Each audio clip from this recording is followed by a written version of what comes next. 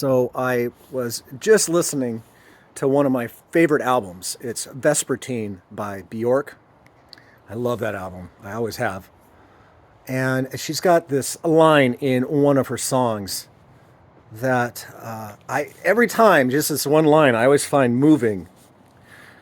I paraphrase because I don't always, even songs I've heard a billion times, I don't always remember the details of, how exactly they went. But it was something like, it's not up to me what I get given, but it is up to me what I give. And every time she says that in her angelic voice, I feel this feeling of like relief. It's like this reminder of something that I need to remember.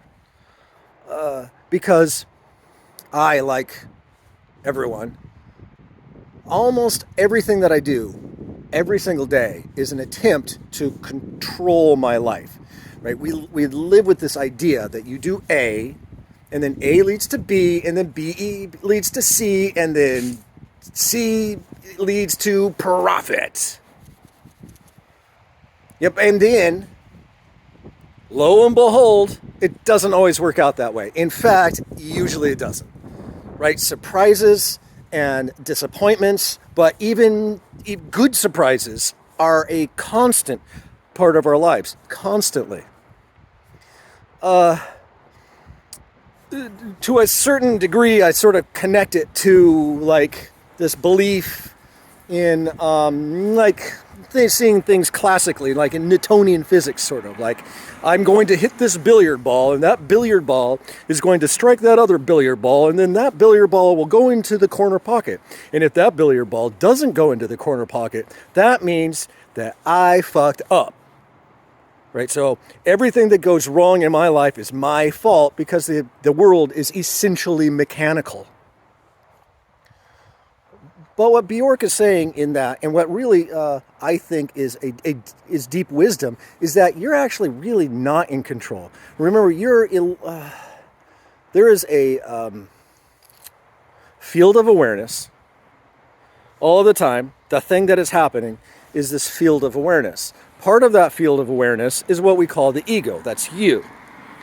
And what you're always doing is, what that little part of your experience is always doing is trying to be the master of the rest of the experience, which we label as the external. And it seems to kind of work just enough to sort of prop up the idea that this works. Even though evidence that it doesn't work well is constant. But let's remember the other part is I am in control of what I give. So, like, let's say, for example, you make videos on YouTube, for example. Contrary to popular belief, you cannot control how many people watch your video or whether people watching your video has any impact on the rest of your life. But what you can control is the videos that you make. And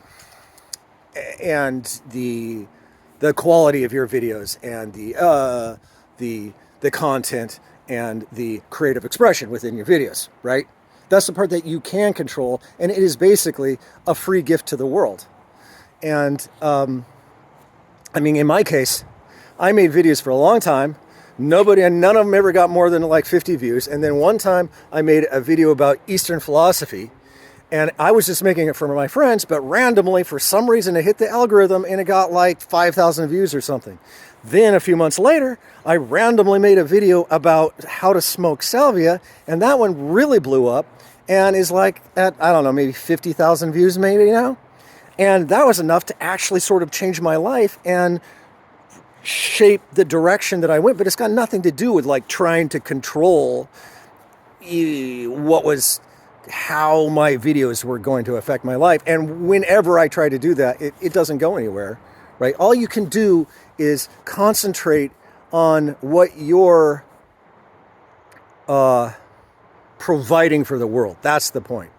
Put your emphasis on what it tells me, is put your emphasis on how you're giving out to the world. And the reaction that comes back is simply not, it is simply not your role to decide on how it bounces back. That's just how it is. And if you can accept that, then maybe you can have a life with some peace and some happiness. Okay, I'm going to move on with my day.